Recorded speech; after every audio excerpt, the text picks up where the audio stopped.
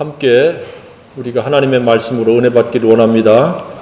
은혜 받고자 하는 말씀의 제목은 제자의 사명, 제자의 사명이라는 제목으로 함께 예비하신 은혜를 나눌 수 있기를 원합니다. 평소 때 양을 먼저 생각합니까? 질을 먼저 생각합니까? 요즘 시대는 양보다 질이죠. 가성비보다 가심비, 자기 마음에 들어야 됩니다. 그러나 양을 또 우리가 그냥 무시할 수는 없습니다. 하나님께서는 양도 중요하게 여기시고 다만 질을 더 중요하게 여기신다는 것입니다. 요한복음 15장에서도 보면 너희가 열매를 많이 맺으면 내 하나님께서 영광을 받으실 것이요 내 아버지께서 기뻐하실 것이라고 이렇게 예수님이 말씀하셨습니다. 거기에서 보면 양도 우리가 관가할 수 없습니다. 그러나 양은 항상 질을 통해서 양이 결정되어야 합니다. 질은 떨어지는데 양만 많으면 소용이 없습니다. 하루 종일 빈둥거리면서 시간을 보내면서 일했다고 하면은 그것은 기만입니다. 1시간이든 2시간이든 열심히 일을 하면은 그게 일입니다. 하나님은 이처럼 질, 즉 순도나 농도나 밀도를 굉장히 중요시 여기시며 최우선적인 관심사항입니다. 그래서 하나님의 형상을 닮은 피조물들에게 사랑을 하되 이런 밀도가 높은, 농도가 짙은, 순도가 높은 사랑을 원하셨습니다. 어떤 사랑이었어요? 마음을 다하고, 뜻을 다하고, 힘을 다하고, 목숨을 다하고, 지혜를 다하고, 성품을 다하는 농도 100%, 90%도 아니고 100%를 원하십니다. 저와 여러분이 농도 100%의 사랑의 사람이기를 원합니다. 뜨뜻미지근한 농도가 묽어진 것은 굉장히 역겨워하십니다. 굉장히 가증스럽게 못마땅할 대상으로 여기십니다. 저희들은 한순간이라도 뜨뜻미지근한 물에 물 탄 듯 술에 술 탄 듯 농도가 알 수 없는, 농도가 옅은 그런 믿음의 사람이 아니라 농도가 진한 그런 하나님을 사랑하는 사람, 진리를 순종하는 사람이기를 원합니다. 예수님과의 관계에 있어서도 그렇습니다. 모두가 농도가 진한, 순도가 높은 그런 관계는 아닙니다. 예수님과의 관계는 크게 세 부류로 나눌 수 있는데 예수님에 대하여, 예수님에 관하여 아는 사람은 농도가, 순도가 있다고 할 수가 없습니다. 있는 등 많은 등 합니다. 더 나아가서 예수님의 행하신 구속의 은혜를 믿는 자, 믿음의 관계를 맺은 자는 농도가 얼마쯤 된다고 생각할 수 있습니까? 약간 농도가 있다. 아마 최대치를 잡아도 중간 이상은 될 수가 없습니다.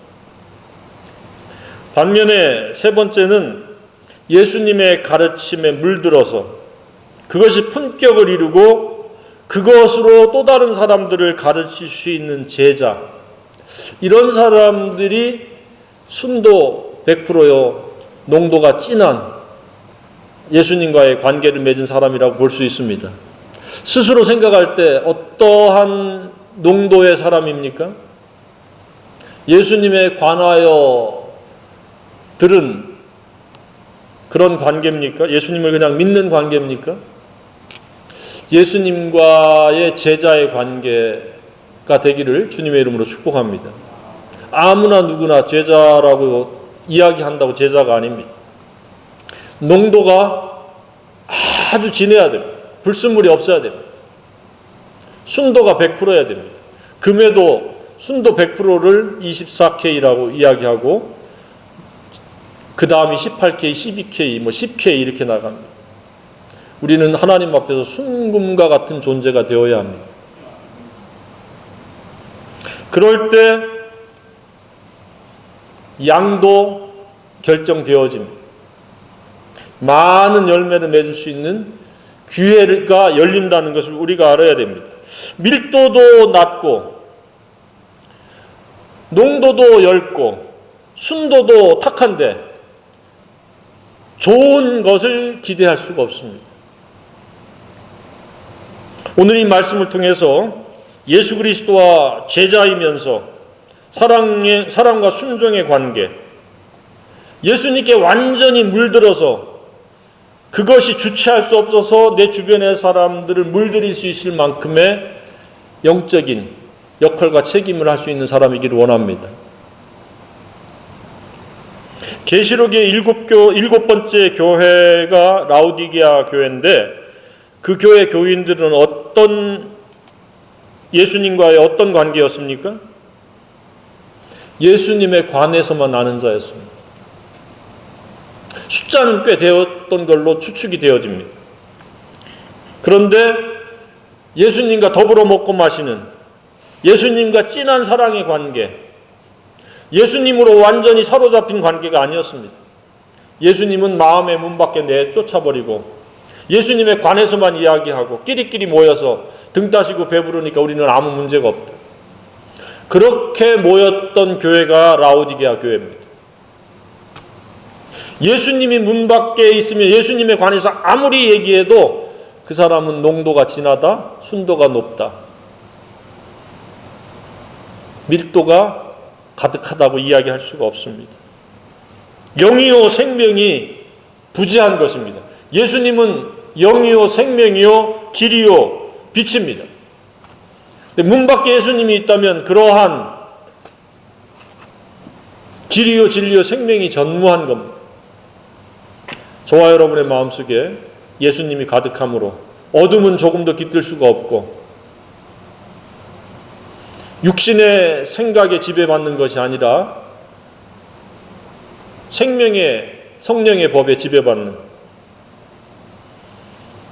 진리의 길을 가는 그런 생애의 길을 간절히 원합니다.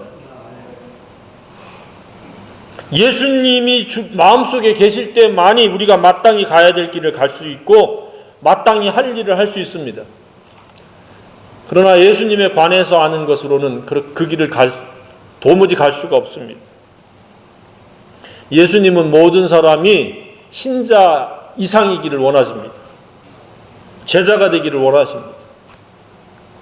농도가 매우 짙은 농도 100%의 관계가 되기를 원합니다. 결코 예수님이 문 밖에 계시길 원하지 않습니다. 마음속에 지금 누가 계십니까? 여러분 스스로의 생각입니까? 예수님입니까? 예수님이기를 주님의 이름으로 축복합니다. 마음속에 예수님이 주인이 되지 못하고 스스로가 주인이 된다면 그의 생애는 기대할 게 아무것도 없습니다. 혹시라도 예수님이 계시지 않는다면 회개하고 마음 밖에 계신 예수님을 마음 안에 예수님으로 마음의 보좌에 모셔드릴 수 있는 그런 복된 날이 되기를 원합니다. 그리고 그에 덧붙여서 예수님께서 가르치신 것을 잘 깨닫고 그것을 순종하면서 그것을 또 다른 사람들에게 가르치는 것을 감당할 수 있는 그런 저와 여러분이 되기를 원합니다. 농도가 짙지 않으면 물들일 수가 없습니다. 내가 예수로 농도가 진해져야 다른 사람에게 비로소 영향을 미칠 수가 있습니다. 제대로 된 예수님으로 말미암는 진한 농도의 진리의 사람이기 원합니다. 그것이 어떻게 가능합니까? 그래서 제자가 되라는 이야기입니다. 제자가. 자, 그러면 제자는 누굽니까? 첫 번째는 회개하고 예수 그리스도께서 십자가에 죽으시고 부활하는 것을 믿고 그분을 구세주의 왕으로 모신 사람이 제자가 될 수 있습니다. 두 번째는 자기를 부인하고 날마다 자기 십자가를 지는 사람이 제자가 될 수 있습니다. 신자와 제자로 나뉘어지는 결정적인 기준이, 근거가 자기를 부인하고 날마다 매일 단위로 자기의 십자가를 지느냐, 선택적으로 지느냐 지지 않느냐에 따라서 그 사람은 농도가 옅은 사람이냐 농도가 짙은 사람이냐로 나뉩니다. 이것은 되풀이되어야 될 제자의 마땅한 태도입니다. 따지고 보면 제자는 겸손으로 시작됩니다. 회개도 겸손해야 되죠. 자기 자신을 있는 그대로를 시인하고 인정하는 게 회개입니다. 그리고 자기를 부인하는 것, 자기로서는 살 수 없다라고 하는 것을 알고 자기를 부인하는 것이 겸손입니다. 자기 자신이 주도하는 삶을 살게 되면은 악한 것을 열매 맺을 수밖에 없다는 것을 알고 자기를 십자가에 못 박는 겸손입니다. 겸손이 있기를 주님의 이름으로 축복합니다. 교만은 패망의 선봉입니다. 교만은 자기를 부인하지 않는 것이요, 회개하지 않는 것이요, 자기 십자가 지는 것을 거부하는 겁니다. 신자들 중에 그런 사람이 있다 하면 입으로는 신자요, 내용적으로는 그 사람은 주님과 아무 관계가 없습니다. 문 밖에 예수님일 가능성이 매우 높습니다. 마음속에 계신 예수님이 되기를 주님의 이름으로 축복합니다. 많은 사람이 신자에서 제자로 발돋움하지 못하는 이유가 자기 십자가를 지려고 하지 않습니다. 겸손하지 않습니다. 자기 생각을 그대로 계속 가지고 살아가려고 합니다. 그리고 그것에 익숙돼 가지고 큰 문제의식을 느끼지 못합니다. 그 심각성을 깨닫지 못합니다. 그런데 제자가 되려고 하면은 절대적으로 필요하고 중요한 것은 날마다 자기 십자가를 짓는 겁니다. 그럼 자기란 누굽니까? 극단적으로는 예수님이 개와 돼지를 말씀하셨는데 자기란 개와 돼지와 다를 바가 없습니다. 조금 더 부드러운 표현을 빌리면 괴물과 악마와 다를 바가 없습니다. 욕심의 괴물덩어리, 그게 자기입니다. 또 정욕의 악마가 자기입니다. 그러기 때문에 자기를 부인하고 개와 같은 것을 거부하고 악마와 같은 것을 십자가에 못 박은 채 살아남. 날마다 못 박은 채라는 게 중요한 겁니다. 한번 그냥 단회적으로 못 박는 것이 아니라 지속적으로 못 박은 채로 하루를 살아라는 이야기입니다. 그리고 내일은 내일 또 십자가에 못 박으라는 이야기입니다. 스스로 이쯤 되면 내가 제자인가 신자인가 양심적으로 드러나리라고 생각이 되어집니다. 아무도 신자에 머물지 않고 날마다 제자로 살아갈 수 있기를 바랍니다. 그렇지 않으면 하루는 허송세월입니다. 그런 다음에 우리에게 주어진 여러 가지 이 일이나 저 일, 공부를 하던 일을 하던 우리가 할 수 있는 겁니다. 제자가 되지 않은 채 하게 되면 그냥 내 일을 내가 하는 겁니다. 그것은 허무요, 헛됨이요, 허망한 것입니다. 제자란 믿는다고 단번에 영원히 자격증을 취득하듯이 받는 것이 아닙니다. 날마다 자기를 부인하고 자기 십자가를 지는 자만이 제자가 되어집니다. 그렇지 않으면 예수님을 따르는 신자의 무리입니다. 오늘 내가 십자가를 지지 않으면 오늘 내 속에 있는 괴물이 나를 지배해서 욕심의 열매를 맺게 됩니다. 죄와 사망의 길을 가게 합니다. 내 속에 있는 악마가 정욕을 따라서 옳지 못한 것, 바르지 못한 것을 하도록 하게 합니다. 그리고 더 나아가서는 회개하지도 않습니다. 양심에 찔림도 없게 합니다. 그러나 자기 십자가를 지고 가면 잘못을 하면 즉각적으로 예수 그리스도께 그 죄를 토스하고 그래서 예수님이 나 때문에 돌아가신 것 때문에 감사하면서 다시 겸손함으로 새로 시작할 수가 있습니다. 주일은 한 주 단위로 내가 제자로 잘 살았는지 아는지 성찰할 수 있는 기회입니다. 안 오면 그냥 정신없이 살다 보면 그냥 육체는 보존되어집니다. 그런데 하나님은 진리 안에서 잘 살기를 원하십니다. 행복하고 평안하기를 원하십니다. 그냥 정신없이 바쁘고 그냥 괴로운지 힘든지 낙심되고 우울하고 불안하고 두려운지 모르고 그냥 살아가는 것은 그냥 존재하는 것이 잘 사는 것은 아닙니다. 우리 주님은 예수 안에서 생명을 얻고 풍성히 얻기를 원하십니다. 매일매일이 제자로서 풍성한 삶을 살 수 있기를 주님의 이름으로 축복합니다. 그래서 주일이 필요한 겁니다. 공동체 활동이 필요한 겁니다. 우두커니 여기 왔다가 가는 게 아니라 공동체를 통해서, 메시지를 통해서, 교제를 통해서 내가 제자로 살고 있는 것에 대해서, 또 다른 사람이 제자로 살고 있는 것에 대해서 서로 격려하고 위로하고 소망을 나누는 그런 복된 날이 주일입니다. 그러한 제자가 되지 못하면서 제자인 양 하는 것은 외식이고 위선입니다. 예수님께서 가증스럽게 여기시는 것입니다. 예수님은 연기하듯 하는 가식을 원하지 않습니다. 그래서 하나님은 중심을 보신다고 말씀하고 있습니다. 날마다 내 속에 있는 괴물과 악마가 부인되어지고 십자가에 못 박혀진 채로 살 수 있기를 주님의 이름으로 축복합니다. 그래야 제자입니다. 그런 다음에 날마다 말씀과 기도로, 말씀에 내 마음을 가득 채우는 것, 말씀으로 내 속에 채우는 것, 그리고 그 말씀이 성령에 의해서 나를 이끌어 가도록 하는 것이 진정한 제자의 삶입니다. 그리고 그것을 누군가하고 공유하는 것. 모든 사람하고는 할 수 없지만 내 주변의 사람들하고 지속적으로 공유하는 것. 내가 알고 있는 범위만큼. 그렇지 않으면 개나 돼지와 다를 바가 없습니다. 끼니가 때가 되면 먹고 때가 되면 자고. 하나님은 우리가 개나 돼지처럼 살기를 원치 않습니다. 예수님으로 가득 찬, 농도가 아주 진한 그런 진리의 사람이요, 성령의 사람이요, 생명의 성령의 법으로 살기를 원하십니다. 언제나 한결같이 흔들림이 없는 제자가 되기를 간절히 소망합니다. 위선적이고 가식적이고 형식적인 제자는 우리 주님이 필요하지 않습니다. 제자란 그럼 두 번째 무엇을 해야 됩니까? 제자란 예수님이 하신 말씀 그대로를 시행하는 겁니다. 너희는 가서 모든 민족을 제자로 삼아 아버지와 아들과 성령의 이름으로 침례를 베풀고 내가 너희에게 분부한 모든 것을 가르쳐 지키게 하라. 여기까지가 우리 제자가 해야 될 몫입니다. 이것을 쉽게 이야기하면 예수님의 품격을 내가 그대로 닮았기 때문에, 물들어졌기 때문에 그 내가 물든 것을 또 다른 사람에게 물들이는 겁니다. 그렇지 않으면 우리는 세상에 물들게 돼 있습니다. 적극적으로 능동적으로 예수님께 물들기를 바랍니다.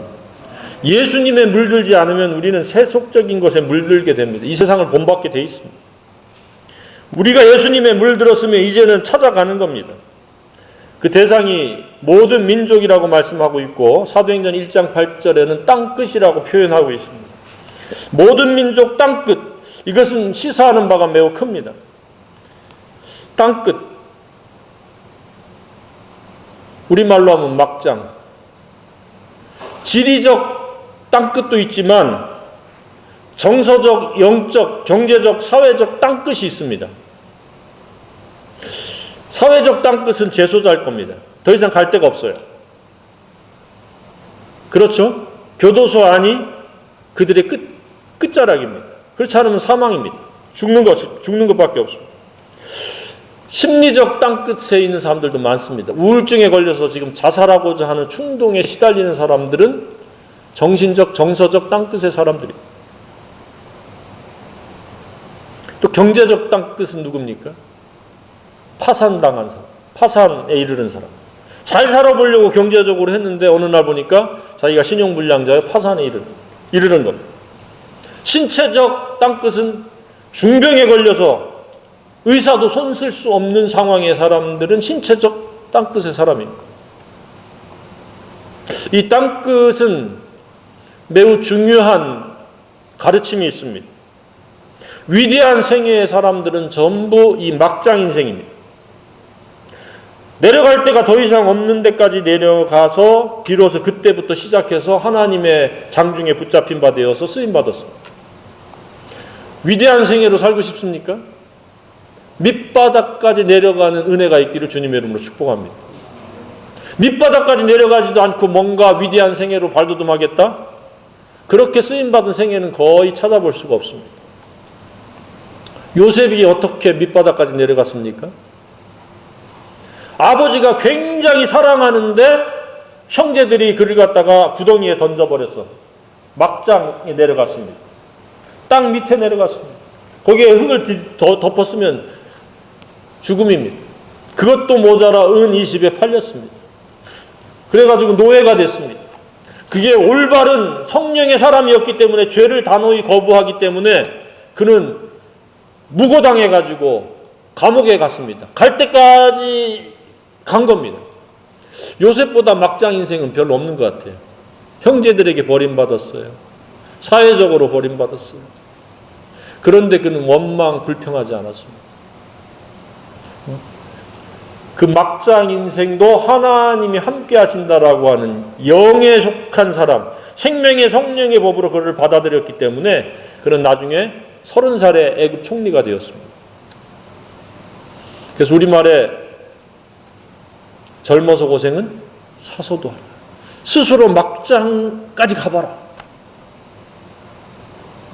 그래야 다른 사람을 이해할 수 있고 겸손할 수 있고, 막장까지 내려가면은 자기 손발을 다 주님 앞에 드는 것 아닙니까? 항복하는 것 아닙니까?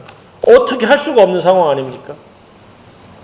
그랬을 때 하나님은 비로소 그때 은혜로 역사하시고, 그가 항복하면, 회개하면, 그리고 하나님을 신뢰하면 하나님은 그때부터 능력을 주시고 은사를 주시고 그를 사용하십니다. 그러나 그때에도 계속 자기가 노력하겠다고 그리고 자기 힘으로 뭔가 돌파구를 찾겠다고 하면 아직까지도 막장이 아닌 겁니다. 지금까지 살아오면서 한번 막장을 경험해 본 적 있습니까? 막장 밑바닥까지 내려가는 것은 은혜입니다. 사람들을 이해할 수 있는 긍휼의 마음을 가질 수가 있고, 하나님 외에는 내가 살 수 없다라고 하는 것을 경험할 수 있는 위대한 시간들입니다. 뭔가 내가 조금이라도 할 수 있으면 막장까지 안 내려갑니다. 그냥 내 힘으로 계속 버티며 살아갑니다.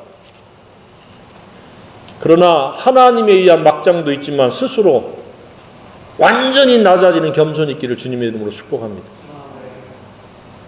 정말로 제대로 겸손하면, 제자가 되어지면 하나님께서 필요한 역량과 능력과 기회를 열어주실 줄로 저는 확신합니다. 모세도 40년 동안 자기가 굉장한 사람인 줄 알고 교만을 떨다가 한 사람을 죽이고 도망가가지고 40년 동안 자기는 아무것도 아니라는 것을 깨달았습니다. 한마디로 막장에 도달하실 때, 그래서 하나님께서 네게 있는 게 무엇이냐 물었을 때 모세는 아무것도 없고 지팡이 하나뿐입니다.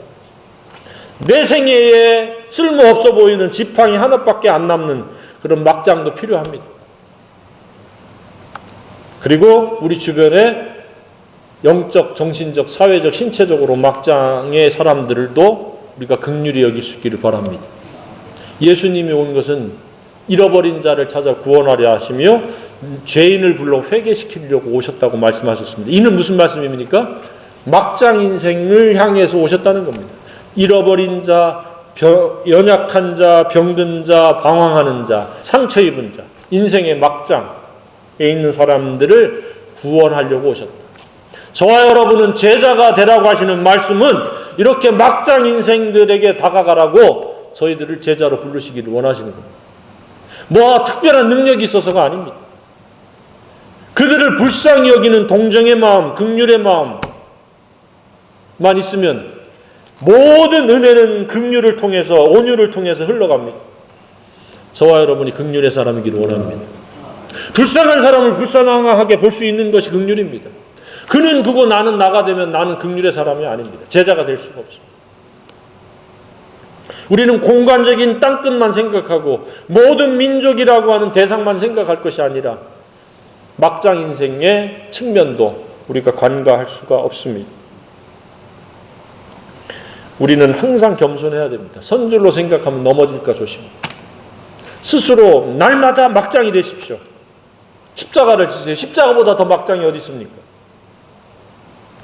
예수님도 십자가라고 하는 끝까지 밑에까지 내려갔기 때문에 그분이 부활할 수 있었습니다. 그것을 거부했으면 부활도 영광도 없습니다.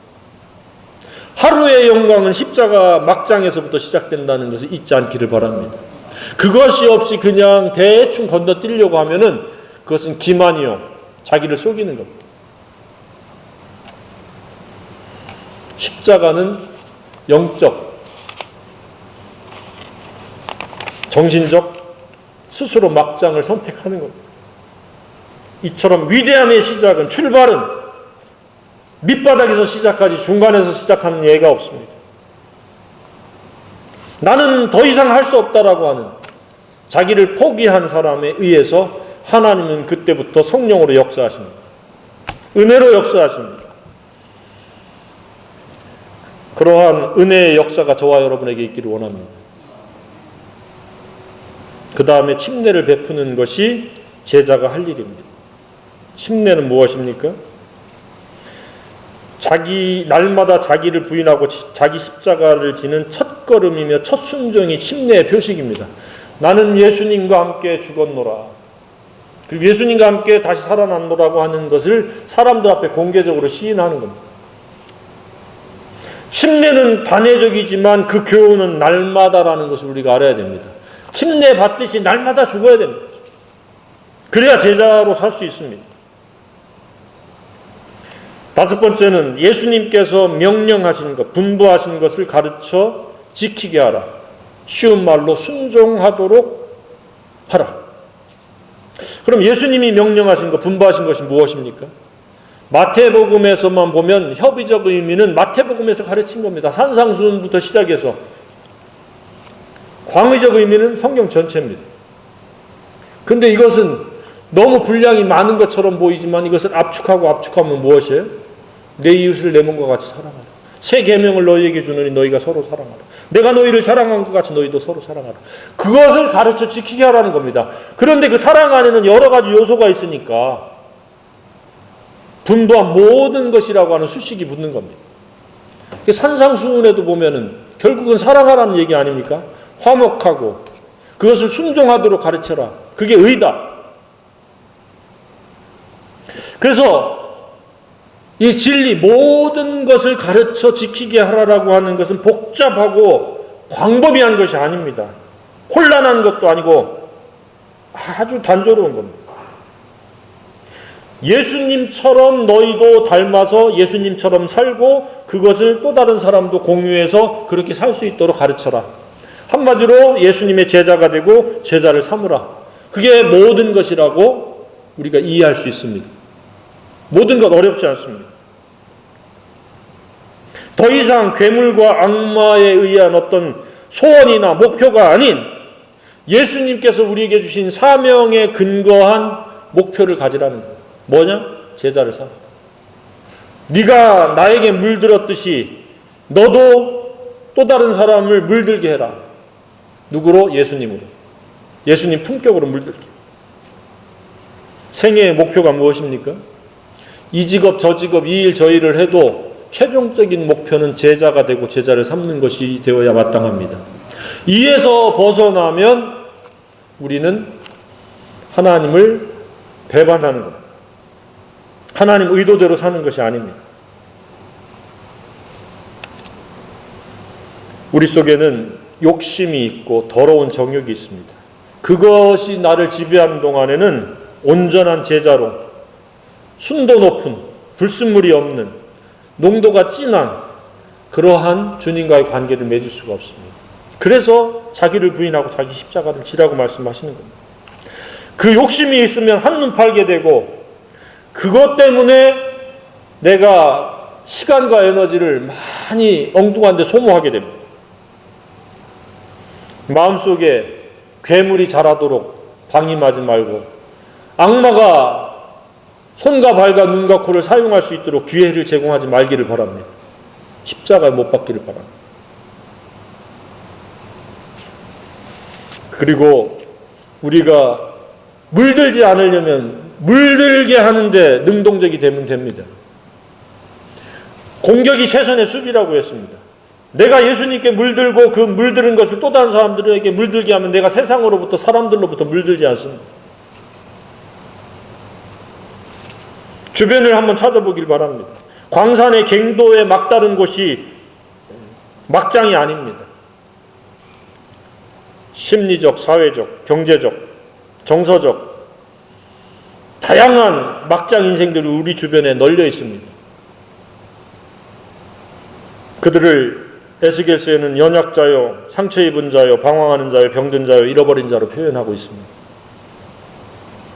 그들에게 눈높이로 예수님을 말할 수 있기를 바랍니다. 누군가 제자로 삼는다면 그 누군가를 막장에서 건진 것과 다를 바가 없습니다. 갱도 끝에서 석탄을 캐는 사람만이 막장 인생이 아닙니다. 과거에 경제적으로 그 사람들을 막장이라고 했는데 오늘날은 심리적으로 막장 인생이 너무 많습니다. 하루에 40몇 명이 막장에 이르러서 아주 영원히 삶을 포기해버리는 그런 경우가 지금 너무 많습니다. 비일비재합니다. 누군가가 어디선가 그의 친구들이, 그의 동료들이, 그의 제자된 예수님의 제자들이 그 역할과 사명을 다한다면 그 숫자는 확연히 줄어들 수 있다고 저는 확신합니다. 누군가가 어디서 자기는 이제 세상 끝에 와 있다, 더 갈 데가 없다, 그래가지고 툭 포기해버리는 것, 그게 자살입니다. 저와 여러분은 땅끝까지의 파송받은 자들입니다. 막장 인생을 건지라고 사명을 받은 자들입니다. 제자가 된 자들은 그 막장 인생에 무관심하지 않습니다. 뒤로 미루지 않고 그들과 관계없는 것처럼 살지 않습니다. 그들에 대해서 오늘 이 시간 더 뜨거운 동정심이 생기고 긍휼의 마음이 생길 수 있기를 주님의 이름으로 축복합니다. 너는 너, 나는 나가 되지 말기를 바랍니다. 사람마다 그 긍휼의 대상이 약간의 차이가 있을 수는 있습니다. 병든 자를 긍휼히 여기는 사람이 있을 수 있고, 어떤 사람은 정서적으로 긍휼히 여기는 사람이 있고, 어떤 사람은 경제적으로 긍휼히 여기는 사람들도 있을 수 있습니다. 그 은사에 따라서 그 동정의 대상을 찾아서 그들을 건져내고 그들을 제자 삼기를 바랍니다. 성령의 역사를 소멸하지 말아야 됩니다. 우리는 가야 됩니다. 간다라는 것은 한 군데 그냥 머무는 것이 아닙니다. 찾아가는 겁니다. 그래서 현장 예배도 중요하지만 가서 소그룹으로 그들이 제자로 살며 제자 삼을 수 있을 때까지 세우는 일을 저와 여러분이 곳곳에서 감당을 해야 됩니다. 그래서 지금 그 일자리를 주시고 그래서 그 경제적인 능력을 주셨다고 믿으시기를 바랍니다. 자신과 동일한 단 한 사람의 제자를 세울 수 있다면 그 다음에 2사람도 되고 10사람도 되고 20사람도 될 수 있습니다. 먼저 자신이 제자가 되기를 바랍니다.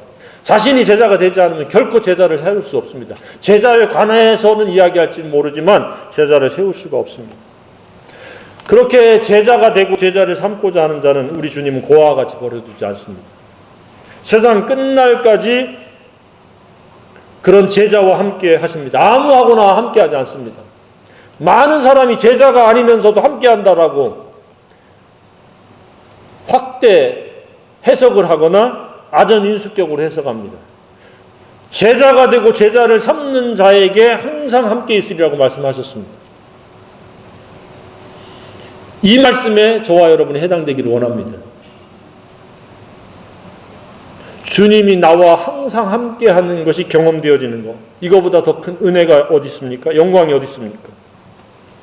어느나 호칭의 제자가 아닌 진리로 말미암는 제자, 성경적인 예수님의 진정한 제자, 농도가 진한, 순도가 높은 그런 제자이기를 원합니다.